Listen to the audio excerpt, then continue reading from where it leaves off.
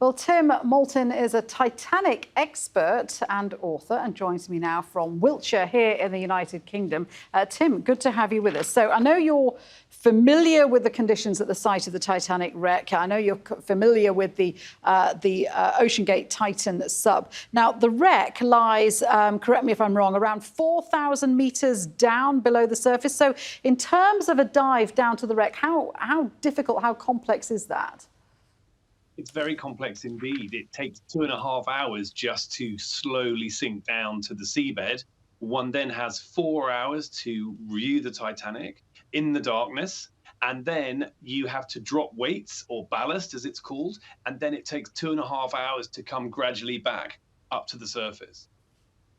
And the purpose of the dive isn't just a tourist jaunt. I mean, we're describing this submersible as a tourist sub, but actually it's also carrying scientists and archaeologists, and it's largely a scientific expedition as well as being able to do the trip as a tourist.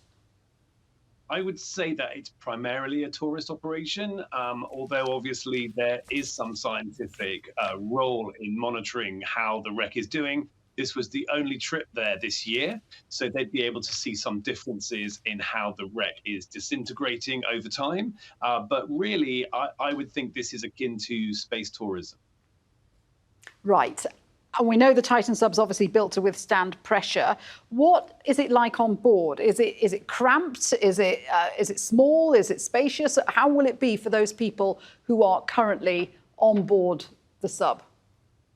Well, one shudders to think, assuming they haven't had some catastrophic failure of the sub itself, which would be an instant crushing force on the vehicle of 400 times atmospheric pressure, assuming that hasn't happened, then they're either on the surface bobbing about and hoping that they'll be spotted by one of the rescue helicopters, or, which is unfortunately more likely, they may be on the surface, either unable to jettison their weights to come to the surface, or possibly caught in a dragnet, because some fishing nets are caught on the wreckage, and this can foul the submersible.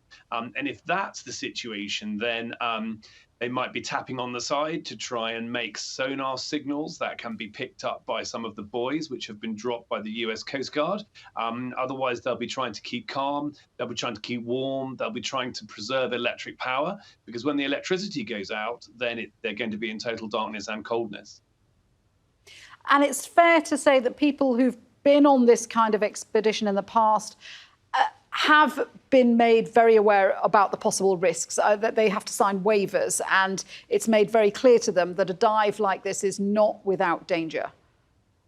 That's absolutely right. But, you know, your viewers will all have had a situation where they've done a skydive or taken part in some car racing or whatever it is, where they've had to, as it were, sign their life away. But you never think it's going to be you. You always think, oh, well, this is just a precaution.